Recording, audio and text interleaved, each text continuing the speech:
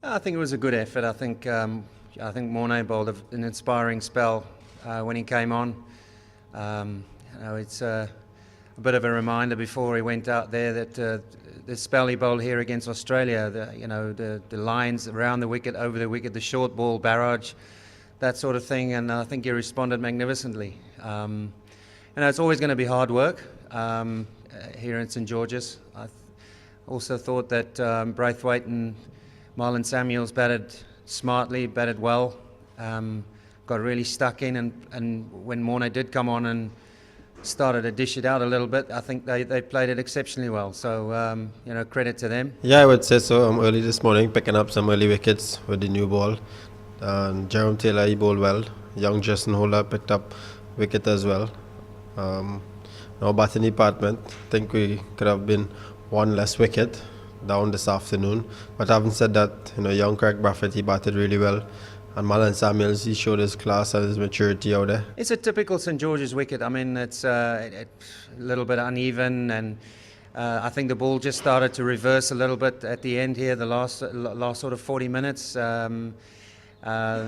But it's a sort of pitch that continuously, there's someone in the attack that can, like a Morne Morkel or Dale Steyn, who's got to come in and sometimes bowl two lengths and really try and mix it up a little bit, So coming here from Centurion, we knew what sort of work lies ahead for us. It's a toil. It's a ground where you really have to be creative in your thinking, smart about your execution, and be very patient, most of all.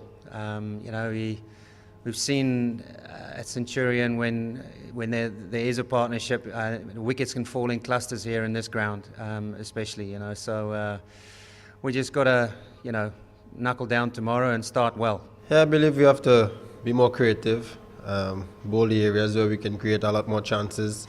It's a very slow pitch, we can blast out the batters, so we need to bowl a lot more dot balls, give the slippers, myself and the back a lot of chances. We know how these guys strive on width, so we try to cut out those areas, and our batting department try to be as patient as possible, see off the new ball and go off, put away the bad balls. We've discussed always we've got to respect the partnership, and we've got to stay patient with that partnership. This is exactly what's happened with Braithwaite and Marlon Samuels. There's not once that we have ever disrespected the West Indies team at all. I think we've bowled well, especially in the second innings at Centurion. And we know that we can, if we break this and get Chanderpaul in and back in the pavilion, that we know that tail is very, very long.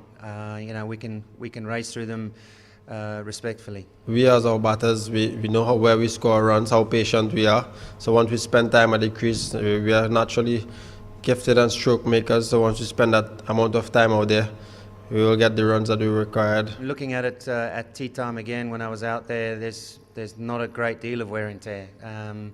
So tomorrow again, it's the holding job that Imran will have to do for us to rotate our seamers from the other end, and so that's the job that he needs to do for us tomorrow. So let's hope first of all that the forecast is a better one. It doesn't look all that great, but we'll see. Nothing we can do about the weather. We just have to take it as it comes. Come tomorrow and see what if the sun is going to shine or if the rain is going to fall. If the sun is out, we'll just continue to back ourselves, be positive as we can, and try to get close to their runs as possible.